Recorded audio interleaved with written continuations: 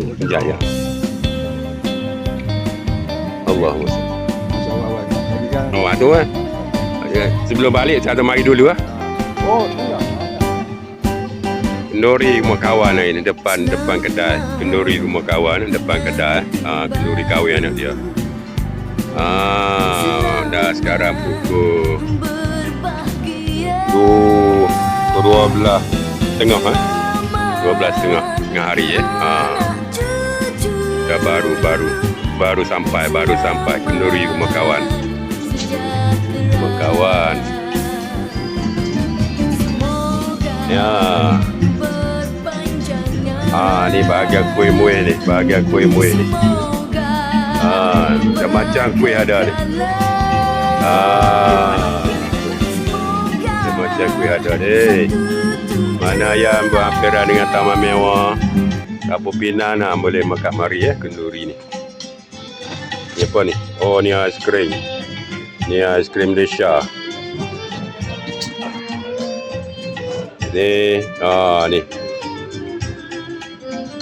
Tapai. Oh, tapai. Oh, ambil ya.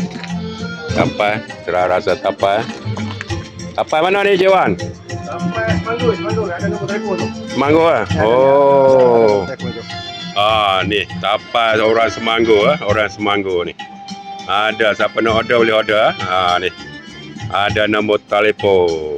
Boleh order. Siapa nak buat kenduri, nak tapai boleh order. Ni kuih-kuih ya. Ni bahagian kuih-kuih.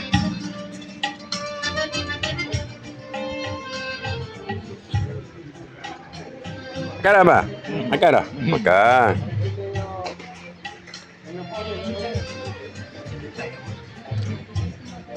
Ni bahagian nasi lauk pauk ah. Oh, special ni.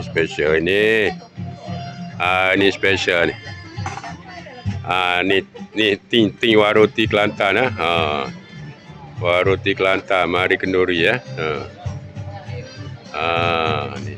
Ada dengan limau sangki ada ni jelata. Ni kari apa tau ni? Mana rusa?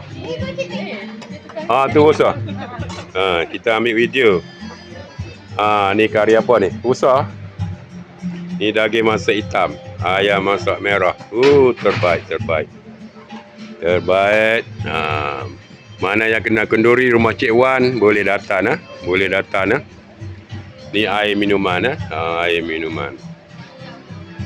Ni apa ni? Sup apa ni? Sup rusa. Oh, special. Lambat habis. Sup rusa. Sup rusa. Sahabat-sahabat rakan-rakan, mana yang kena kenduri jemputan rumah Cik Wan, Jalan Jalan Pinang Seberang ni, boleh datang orang tak ramai lagi ya. Okey, itu saja perkongsian tengah hari ni ya sahabat. Okey, mantap.